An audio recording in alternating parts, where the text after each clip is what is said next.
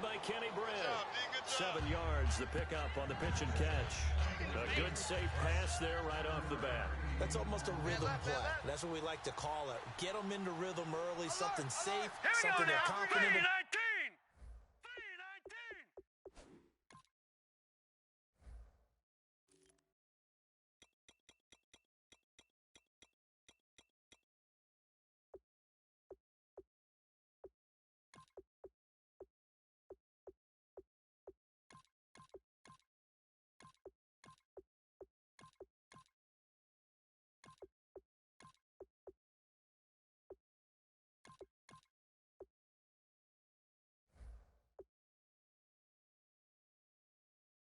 Something they feel good, and once that's completed, then you just keep moving from there because the confidence elevates. He sets to fire deep, and the hit jarred it loose. It's incomplete. Third play of this opening drive as they're looking at a 3rd and 3.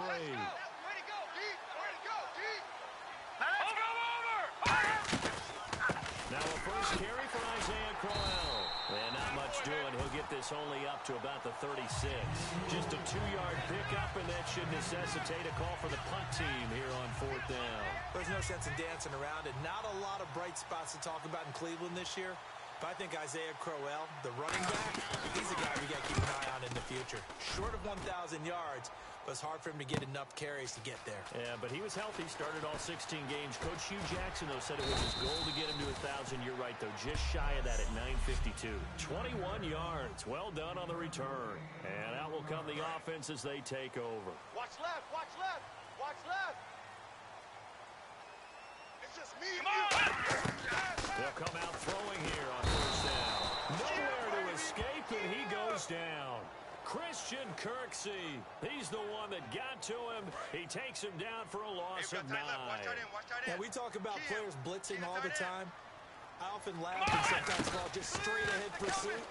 What a running start right back to the backfield for him. Yeah, really didn't give anybody a chance to get up there and stop him. No, I mean, that's really, really difficult. You're asking a whole lot anyway. It's that kind of a start and comes through clean. Oftentimes the advantage definitely goes to the defensive player. He completes it to Bryant. Evades the tackler, and now some space. And into the end zone. Touchdown, Pittsburgh. Martavis Bryant, 70 yards. And the Steelers have taken a first-quarter lead. Good pass, clean catch, and a house call there on the fly route. And not that much room to operate. So that tells you about his acceleration. We always talk about being able to go from 0 to 60 real fast. It took him less time than that to get the top speed and complete that play. And his kick is no good. An inauspicious start here kicking-wise as this one stays a 6-0 game.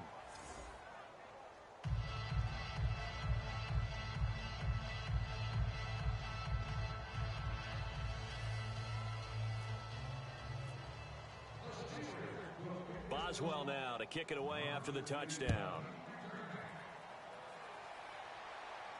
The return now by Alford. Look at this, middle of the field, a breakaway. And all the way in, touchdown, Cleveland. Their dangerous wide receiver, 96 yards. And the Browns can grab the lead if they hit the extra point. Such an electric play, so much fun to watch, and you need all 11 guys in sync for that to be successful, don't you? Without a doubt. That's teamwork, to be able to put it all together. But that play is really probably the most exciting 10 seconds in football. That's fielded in the end zone. And a good return. He's across the 35-yard line, right around the 36. Pittsburgh's offense now heading back out onto the field. Last time they were out, they scored. Still trailing here, though. There's some work to do. But it's okay in terms of mindset. Because they scored the last time, they're not quite as worried about being down on the scoreboard because now their confidence is a little bit higher. They feel like they've got something going, and they feel like they can attack again and put more points on the board. Are you scoreboard watching? And the Browns' pressure gets to him that time, and he's going to go down. They'll wind up losing 10 on the sack, and it'll lead to a 3rd and long. Okay, you know my bias is about to come out here. A lot of people think that the offense is just moving in the wrong direction. I'd say they're moving in the right. He rifles one that's intercepted. Picked off. It's the Pro Bowl corner. Joe Hayden with it. And to the 43. So down inside the 45 to the 43-yard line. That's where they'll take over. Thought he may have gotten away with one there, but the ref caught him, and it's holding.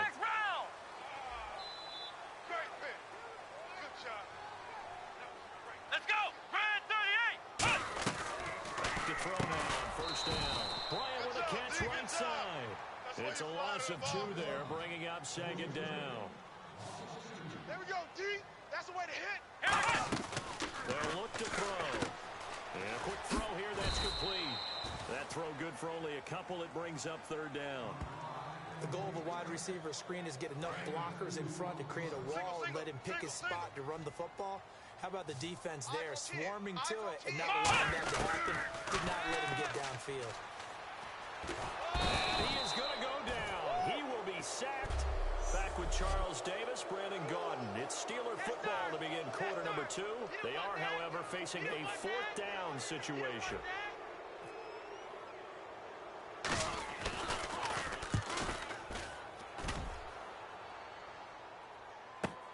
Taken in at the 22.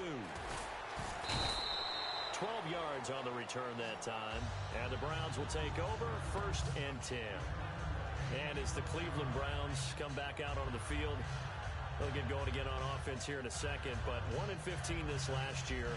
And it's a franchise that since moving back to Cleveland in '99 has only been to the playoffs one time. Hard to believe, right? Just 2 winning seasons in that time. Only 2. Well, but I think there's optimism to be had here in Cleveland. I think for the fans, it's tough for them to see it after another 1-15 season. But I think that they have a plan in place to move this franchise forward. Ownership, front office, head coach, all in lockstep together with a vision and a plan that they intend to execute. And Charles, I know Ryan Shazier, who made that tackle, a youngster you like a lot. I love him, and I liked him a bunch coming out of Ohio State because the more this team leans towards speed and less on bulk, that's where Ryan Shazier excels because of his ability to run down plays. If anything goes away from him, he'll chase it. A lot of the time, he can run with tight ends, running backs downfield, and pass coverage. That only helps his outside linebackers like James Harrison and Bud Dupree get to the quarterback. They'll try to run forward with Brown. And he will be brought down at about the 43 that time. Just a 1-yard gain on the play, and that'll mean a call to the punt team as it's fourth down. 2 minutes to go here in the first half. Here's Britton Colquitt now. On for his second punt. He'd take a repeat of his first. And now a high kick trying to pin him back. That'll go in the books as just a 16-yard punt. And the Steelers will go on offense here, first and 10. And Pittsburgh getting set to take the field. And a tight game after punting last time. See if they can get something going on this drive. As they head to the field now, with the game this close, you got to feel there's a sense of urgency for them going on offense right now. But they have to do it without letting panic creep in and affect their play. If you're running out route, it's likely you're going to end up near the sideline. And what did we just see there? You got it. The benefits of practice. Toe tapping, foot dragging, picking it up, and making sure it was a catch. There he goes right side. And into the end zone. Touchdown, Pittsburgh. A great effort there. 58 yards. And the Steelers are going to retake the lead. And on that long run, maybe the defense caught napping a little bit. The concentration level may not have been there. I agree with you on that one because those types of plays, when they result like that, they're almost like big bolts of lightning, aren't they? Whoosh, and off he goes. Boswell now to kick it away after the touchdown. And that'll carry over the back line of the end zone for a touchback. Heading out as the Cleveland offense now as they get set to take over here. And they're coming off a 3-and-out, my friend. I think they've got to look at that play sheet and go to a spot that they haven't gone before. Got to shake things up a little bit to try and get this offense moving. Okay, so how do you do that? How do you shake things up? You look at what you've called before and realize it hasn't worked so well. And maybe you try and find one of those special plays from one of your better players, and maybe try and hit something big and get things going in the excitement area. Little lull in the action here to go over an offseason storyline. It's kind of interesting. LA a couple years ago, they have no teams, and now they're going to have two with the move from San Diego to LA. What does that mean for the league and for the Chargers? It seems like an easier transition, doesn't it, than St. Louis when they moved back to Los Angeles. Less to become culture the Rams. shock. Less culture shock, less, obviously geography, the whole deal. But it's a transition that still is not going to be easy. Remember, they're going to go play in a soccer stadium, essentially, for at least the first couple of years before they share a stadium with the Rams. So that changes things. Obviously, trying to create an identity in the market they haven't been in a long time. They began as the Los Angeles Chargers, but only played one season as such. 34, eyes on 34.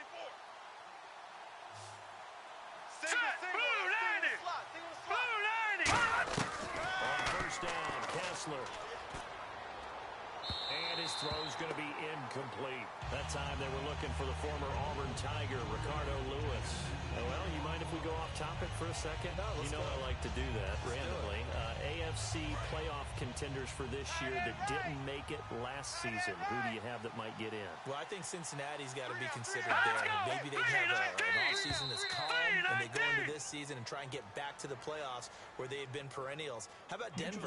Remember last year, they didn't have the quarterback to start. Trevor Siemian played pretty well overall, but maybe they can get solidified there and ride that strong defense right back into the playoffs. I'm going to give you a couple a little bit off the pace. Indianapolis cannot afford to squander Andrew Luck, one of the better young quarterbacks in the game. They've got to get back to the playoffs. And Buffalo, brand new head coach, brand new people running the ball club. Let's see if they can figure it out, because I think defensively they can be awfully strong. He's got a man. It's Corey Coleman. It's a gain of 11 yards that time, and it produces a new set of downs. Looking to speed things up along with some tempo. To throw, Kessler to the sideline, and a nice catch there. Made sure the feet were inbounds, and they were. Let's make this one simple. What a catch, especially the finishing part of getting his feet in bounds, toe tapping, and of course, foot dragging. A little tapestry, if you will. Ooh, I like it. Looking to throw, Kessler. Quick hitter here, it's complete. And they'll be inside the 35 now at the 34-yard line. Now hold everything here. We're going to get a timeout by the offense. It's just their first, so they'll have two remaining here before we get to halftime. On first and 10, here's Kessler. Finding time. And an incomplete pass. That'll stop the clock here with just under a minute to play in half number one. Offense walks to the line for play number 7 of the drive. They got pressure there and only rushing 3. And there's a defensive coordinator right now who is celebrating not just getting home the 3 there, but realizing if that's the type of pressure he can... Now whistles come in. We're going to get a timeout here by the offense.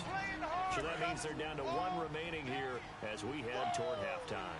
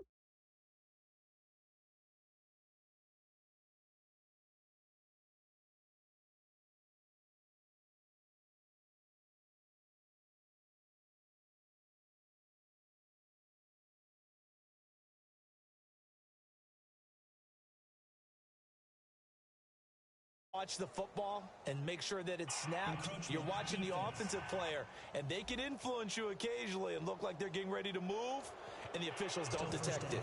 So they're operating in the red zone. Double tight, double tight. You got three down. Green, 39! Check number six. And now we've got flags down. Looked like one of the Browns might have moved. False start, offense. Right. He's tight right here. He's tight on the right.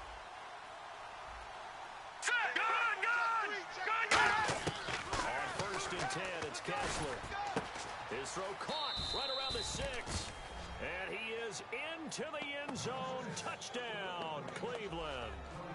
Ricardo Lewis, 23 yards for the touchdown. And the Browns can grab the lead if they hit the extra point.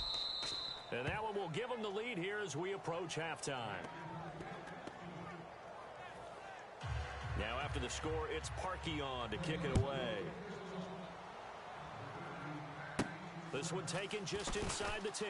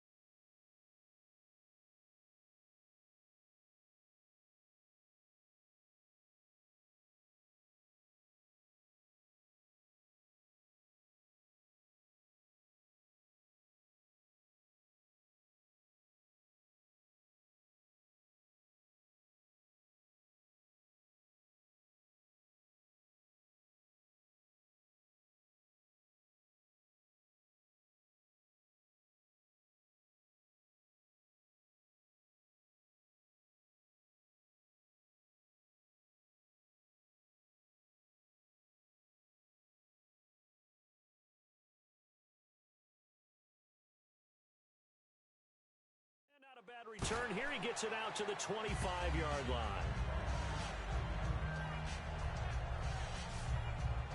And Pittsburgh getting set to take the field. And what do you think goes on here in this situation? If you got the football, you're trailing, you're back in your own territory with just a little time. Do you try something? You're thinking about just starting your team, right? You just mentioned they're down. They're trying to get back into the game. But you got to figure. And this is what here? Incomplete, they say. It looked like it was intercepted, but he apparently did not get the 2 feet down in back. Well, I guess we just discovered that someone is certainly not going to sit back and just take it in this game, huh? No, they were trying to get that touchdown back in one shot. One shot, trying to help out his defense and let the other team know they were coming after him.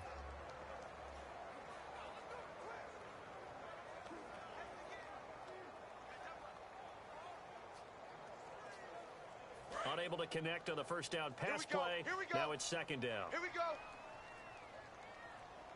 Out of the gun. They'll look to throw. And this is incomplete.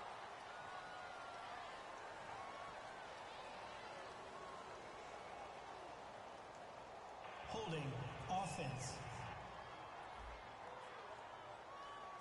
So a little grabbing there, but this time it goes against the offense for holding.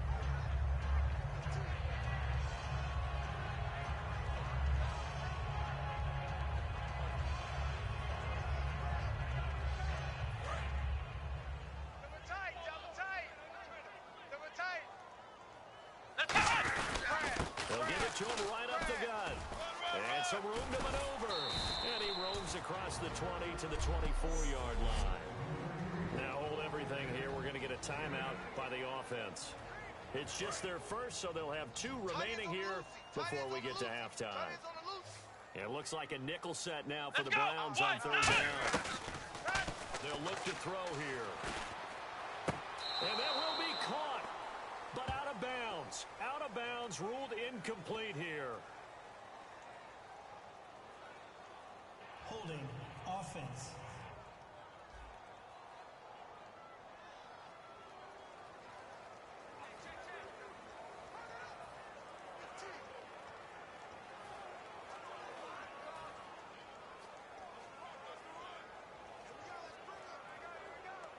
Now look at this, 4th and 12, and they're going to line up to go for it. Move. 3 down, Come on, let's go! They're going to try and throw. Now they set up the screen. That's complete. And he is going to lose yardage here. Boy, a real head-scratcher there. And now possession.